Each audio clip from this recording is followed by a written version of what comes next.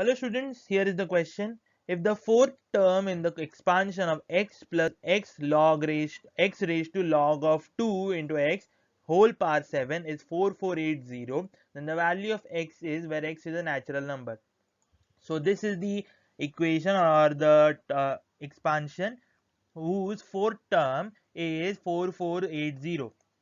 So in order to find the fourth term in this expansion, we use the permutation and combination analysis. That is, the fourth term in the expansion can be found out by writing 7c4, which is equal to 7c3 into x raised to 4, the first term raised to the r, into the second term raised to n minus r, which becomes 3 in this case. Correct?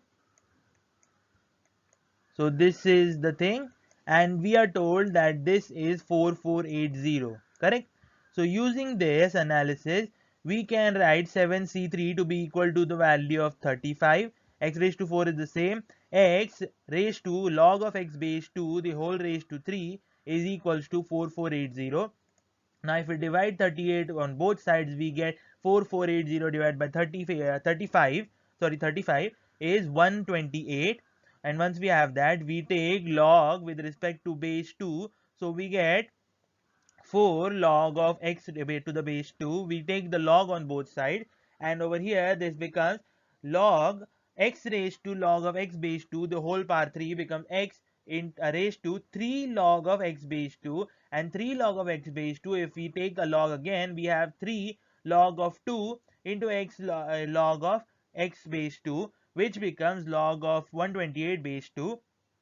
So here you can see log of x base 2 is a constant or same in this equation. So we take that to be equal to y. And if you look over here, we have this equation over here, which can simplify to 4y is plus 3y square is equals to 7, and y can be 1 or minus 7 by 3.